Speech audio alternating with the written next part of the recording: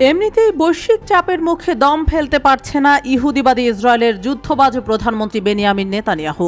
এর মাঝে মধ্যপ্রাচ্যের এই খলনায়কের গলার উপর এখন আইসিসির গ্রেফতারি পরোয়ানার তলোয়ার। ফিলিস্তিনের অবরুদ্ধ গাজা উপত্যকায় ইসরায়েলের জায়নবাদী বর্বর প্রধানমন্ত্রী বেনিয়ামিন নেতানিয়াহু এবং যুদ্ধমন্ত্রী ইয়োভ গ্যালান্টের নেতৃত্বে সংঘটিত যুদ্ধাপরাধের অভিযোগে আন্তর্জাতিক অপরাধ আদালত আইসিসির গ্রেফতারি পরোয়ানা ঠেকাতে কূটনৈতিক চাপ বাড়ানোর পদক্ষেপ নিয়েছে খোদ ইসরায়েল। ইসরায়েলি পত্রিকা হারেজ্য 14 আগস্ট বুধবার সরকারি সূত্র এবং আইন বিশেষজ্ঞদের উদ্ধৃতি দিয়ে এই খবর জানিয়েছে। পত্রিকাটি বলছে, গ্রেফতারি পরোয়ানা এড়ানোর জন্য ইসরায়েল তার মিত্রদের ব্যবহার করছে।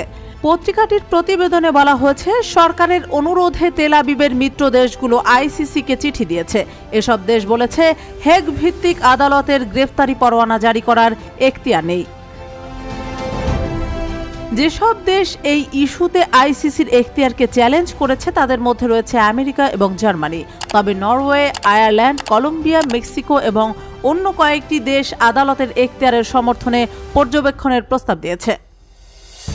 এর আগে ইসরায়েলের সর্বঘনিষ্ঠ মিত্র যুক্তরাষ্ট্র আইসিসির গ্রেপ্তারি পরোয়ানা ঠেকাতে যুক্তরাজ্যকে অনবরত চাপ দিচ্ছিল, তবে তাতে কোনো বিশেষ লাভ হয়নি। উল্টো এক বিবৃতিতে ব্রিটিশ প্রধানমন্ত্রী কিয়ার স্টারমার বলেন, ইসরায়েলের এ বিষয়ে মার্কিন চাপ বড় নৈতিক ভুল হবে। তিনি আরও বলেন, মার্কিন যুক্তরাষ্ট্র আইসিসির সদস্য নয় এবং দেশটি কিভাবে আশা করে যে যুক্তরাজ্য সেখানে তার স্বার্থ দেখবে।